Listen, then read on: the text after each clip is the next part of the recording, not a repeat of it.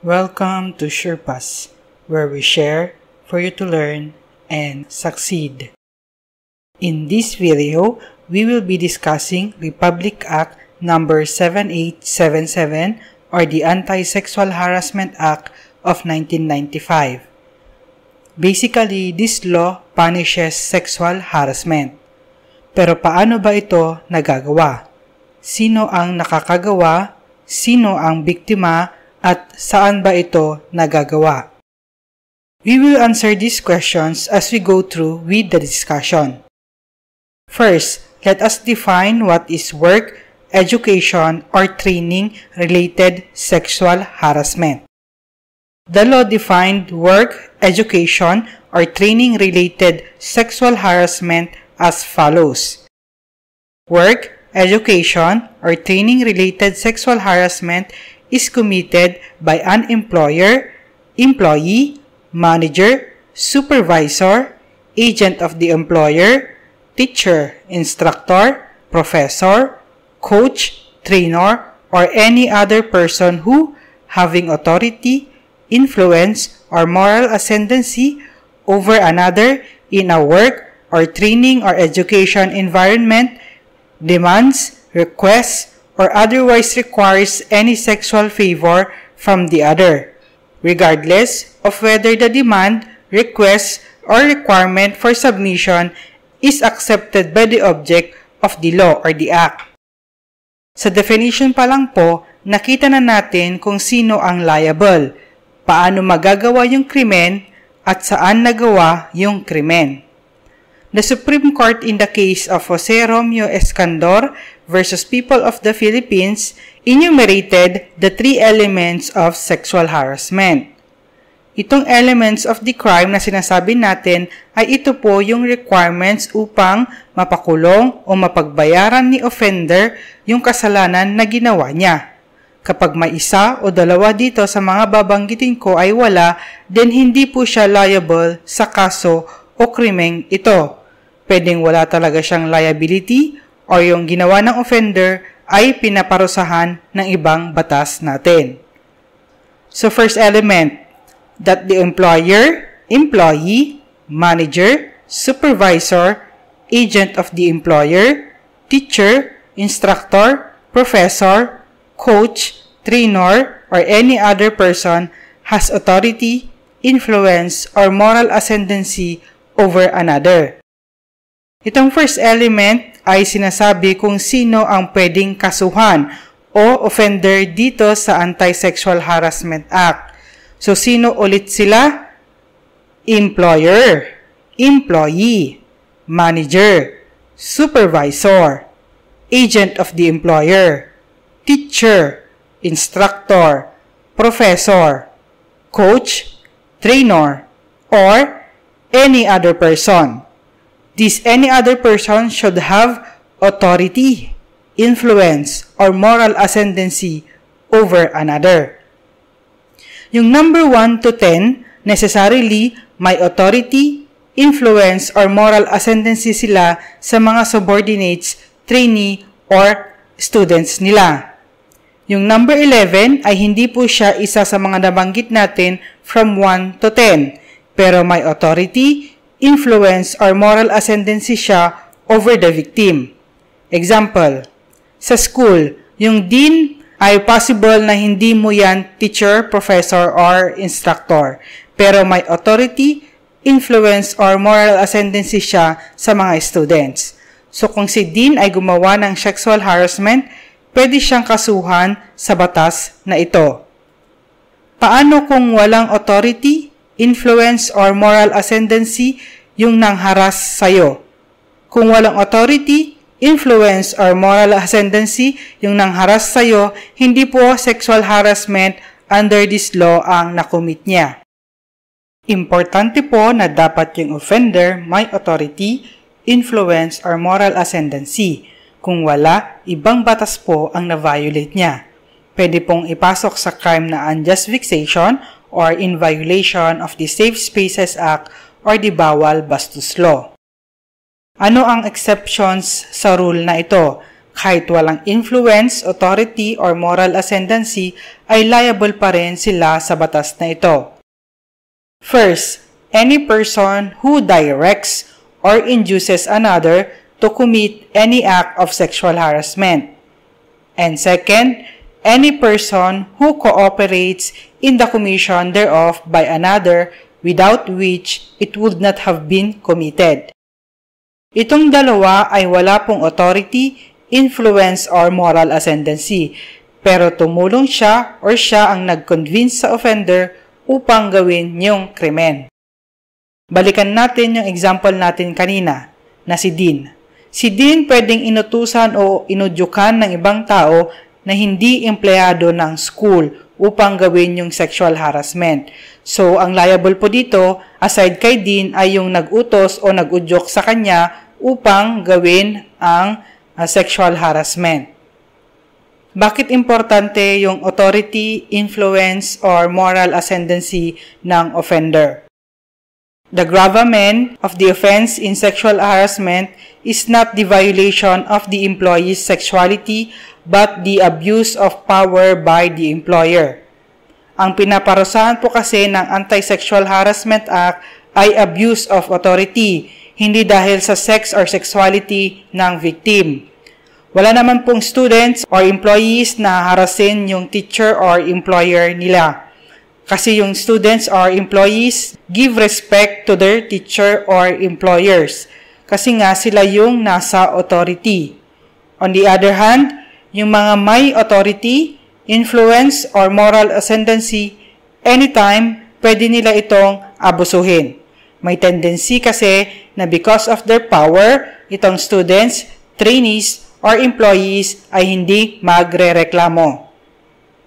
Take note also, the law does not qualify kung lalaki o babae yung offender. Ang madalas natin naririnig, lalaki po ang offender.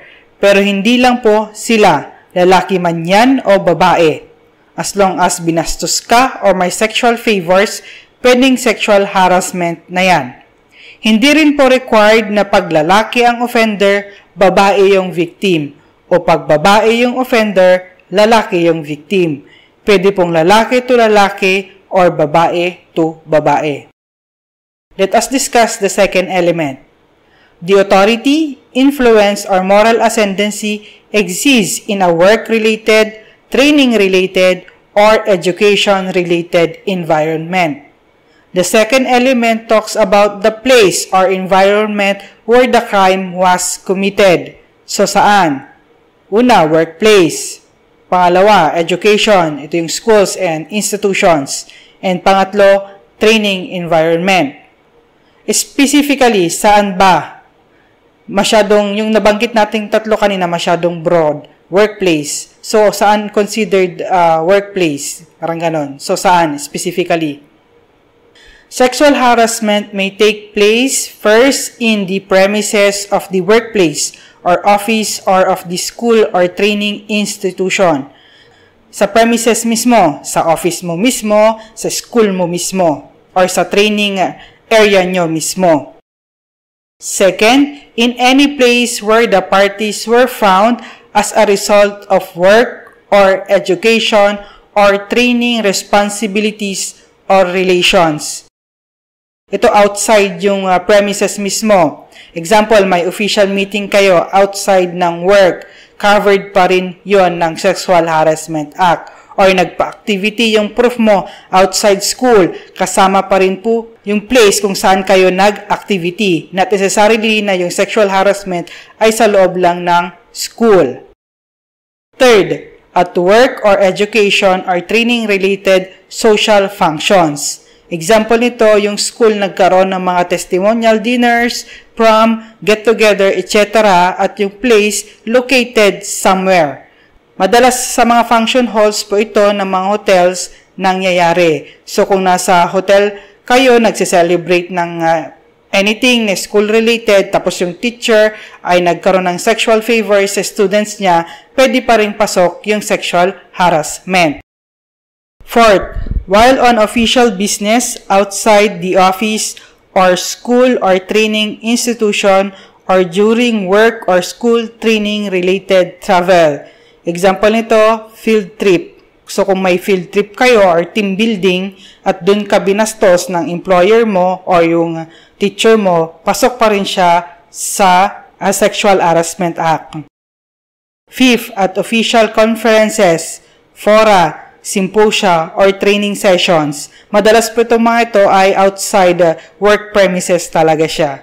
Naghahanap tayo ng ibang venue. So kahit nandun po nangyari yung sexual harassment, pasok pa rin po ito sa batas natin. Not necessarily na yung sexual harassment must be committed within the work premises. 6. By telephone, cellular phone, fax machine, or electronic mail. Dito kahit nasa bahay yung victim, kung tinatawagan siya ng employer niya or yung teacher niya para bastusin, pasok pa rin ito sa anti-sexual harassment. Now let us discuss the third or last element.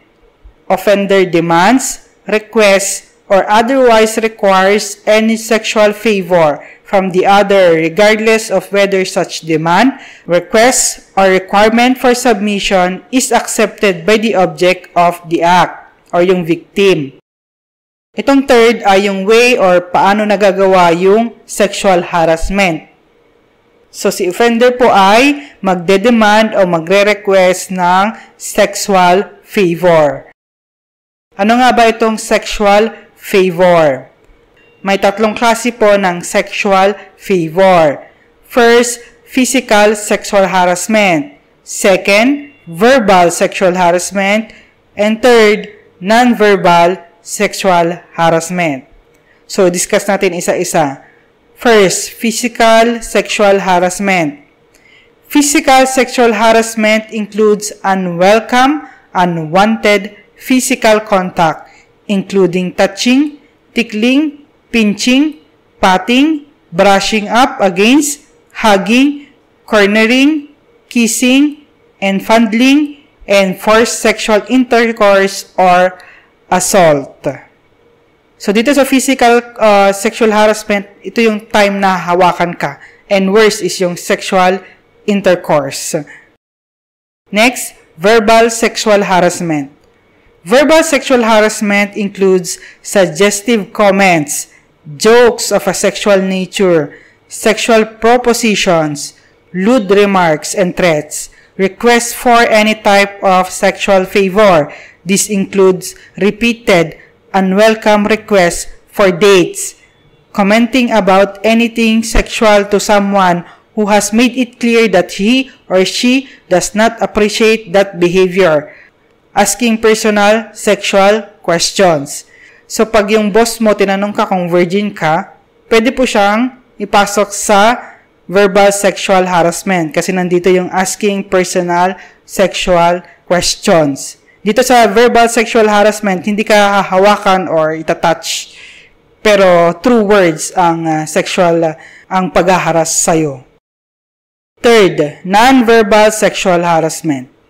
Non-verbal sexual harassment includes the distribution, display, or discussion of any written or graphic material, including calendars, posters, and cartoons that are sexually suggestive or show hostility toward an individual or group because of sex, giving favors in exchange for sexual favors, suggestive or insulting sounds, leering, staring, whistling, obscene gestures, content in letters and notes, facsimiles, email, photo, text messages, tweets, and internet postings, or other form of communication that is sexual and offensive in nature.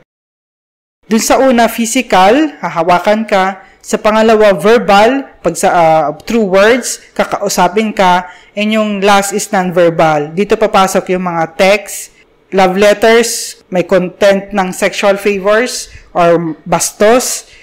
Yung hindi ka nga hinahawakan pero yung action niya is bastos, dito po siya pasok.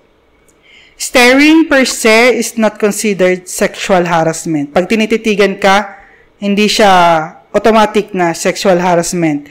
Pero kung ang kasama ng pagtitig niya ay naglalaway siya o nilalaro niya yung labi niya or dila niya, pwede nating ipasok sa sexual harassment. Kasi sa utak nun, hinuhubaran ka na niya.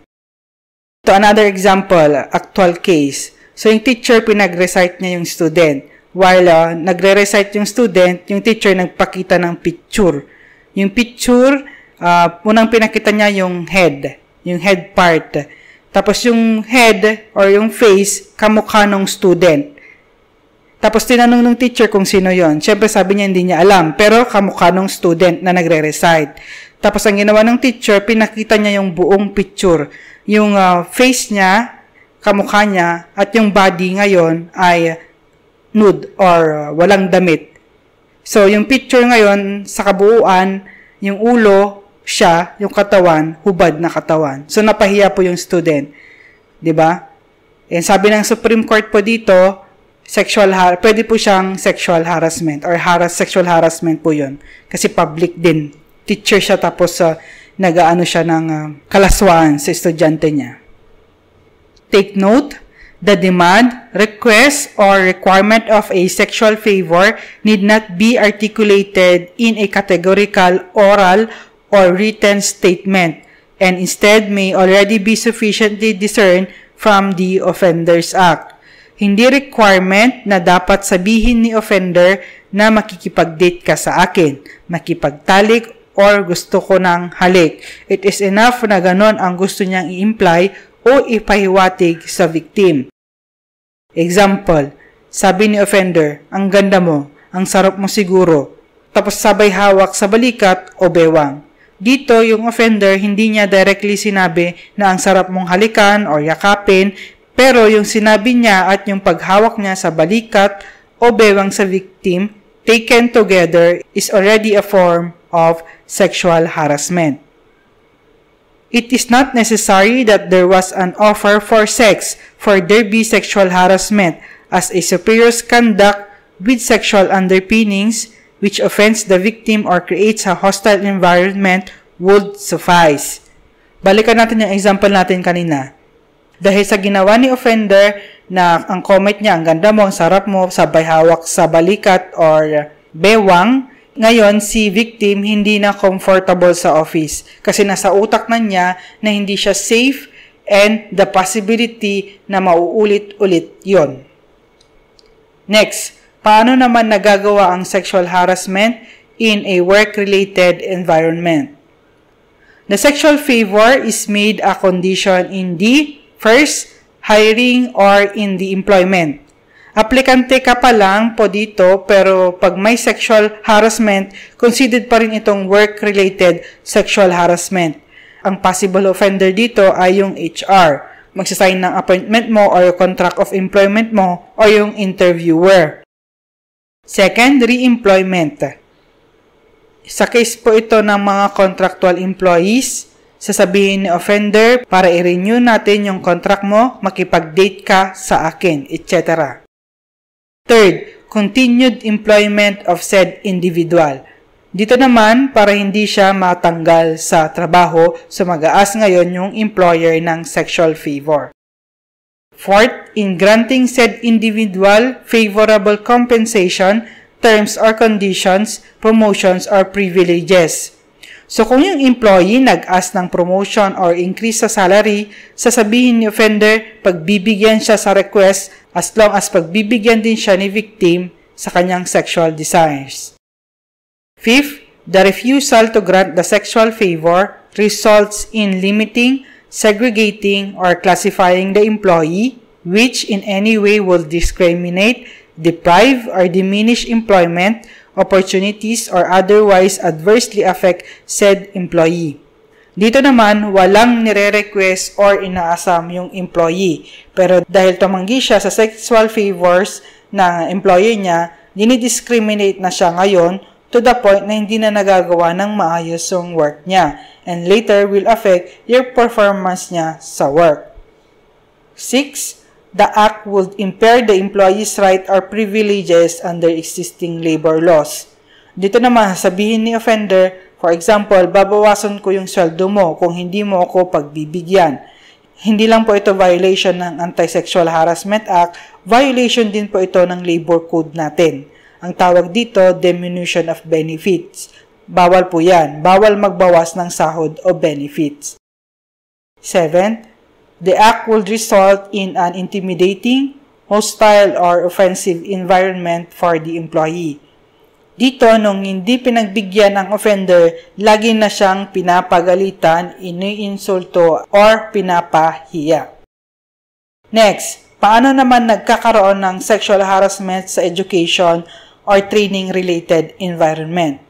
First, when the sexual favor is made a condition to the giving of a passing grade or the granting of honors and scholarships, or the payment of a stipend, allowance, or other benefits, privileges, or consideration. So, kung yung teacher, kung gusto niya ng sexual favors sa student niya, sasabihin niyang ipapasa kita as long as pagbibigyan mo ko sa sexual desire ko, pasok po yan sa sexual harassment. Second, when the sexual advances result in an intimidating, hostile, or offensive environment for the student, trainee, or apprentice. Example, yung teacher nag-ask ng sexual favor sa student niya. Nung hindi pinagbigyan ng student, lagi nang pinapahiya yung teacher, yung student sa klase. Next, duty of the employer or head of office in a work-related education or training environment. First, to prevent or deter the commission of acts of sexual harassment. And second, to provide the procedures for the resolution, settlement, or prosecution of acts of sexual harassment. Ang duty nila is not only to prevent yung commission of the crime. Dapat may rules din sila kung anong gagawin in case nangyari na nga yung crime. So, paano nila gagawin? The employer or head of office shall first, promulgate appropriate rules and regulations in consultation with and jointly approved by the employees or students or trainees through their duly designated representatives, prescribing the procedure for the investigation of sexual harassment cases and the administrative sanctions thereof. Second, create a committee on decorum and investigation of cases on sexual harassment. The committee shall conduct meetings, as the case may be, with officers and employees, teachers, instructors, professors, coaches, trainers, and students or trainees to increase understanding and prevent incidents of sexual harassment. It shall also conduct the investigation of alleged cases constituting sexual harassment. Example, ang PUP po, for example, ay may tinatawag silang CODI Manual or Committee on Decorum and Investigation of Sexual Harassment Cases Manual. Andito po yung procedure in case may sexual harassment na nangyari sa school or sa PUP.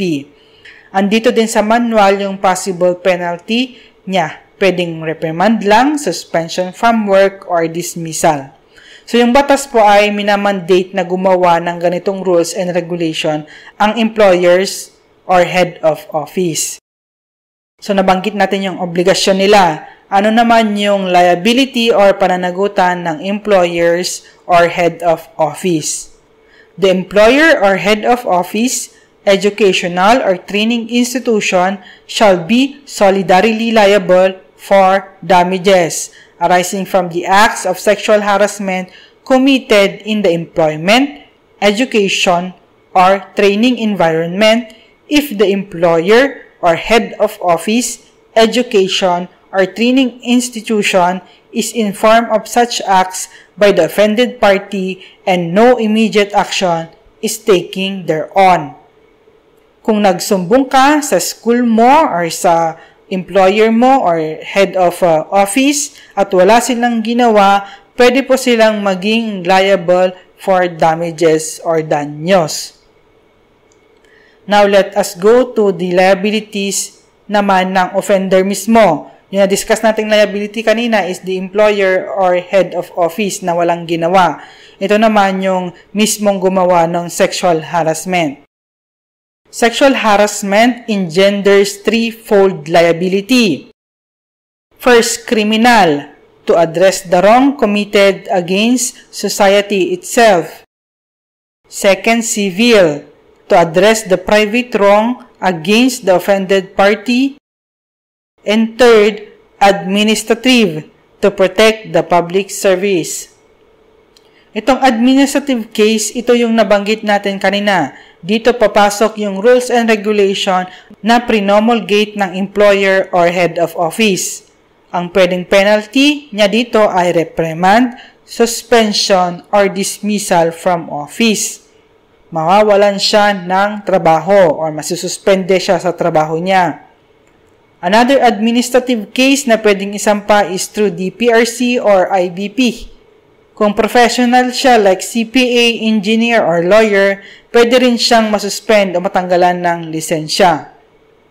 Itong civil case naman, ang parusa dito ay pagbabayarin yung offender ng pera in the form of damages. Kung magkano, depende po sa assessment ng court. Yung perang yon ay matatanggap ni victim or offended party. Kung gusto mong mag-file ng damages, visit the public attorney's office kung indigent or hire a private lawyer. Kung criminal case naman ang ifa-file natin, ito ang penalty ng offender. According to the law, any person who violates the provision of this act shall, upon conviction, be penalized by imprisonment of not less than 1 month nor more than 6 months, or a fine of not less than 10,000 pesos nor more than 20,000 pesos, or both. Such fine and imprisonment at the discretion of the court. Pag criminal case, ang liability niya ay either kulong or pagbabayarin siya ng fine or parehas. Depende po sa court. So, possible na hindi makukulong si offender dito at magbabayad lang siya ng fine or makukulong at walang fine or parehas. Sino ang pupuntahan mo kung gusto mong mag-file ng criminal case? Public Attorney's Office if indigent, public prosecutor, or hire a private lawyer. Sabi natin kanina, 3 yung liability niya. So, mamimili ka ba ng isa dito or pwede mo bang ikaso lahat? Ang sagot, pwede po lahat. Considering na mababa po yung kulong or fine sa criminal case, siguro lahat na lang, di ba? Pwede siyang mawalan ng trabaho, magbabayad siya ng danyos, at makukulong pa siya. Thank you for watching. If you like this video, don't forget to share it and to subscribe.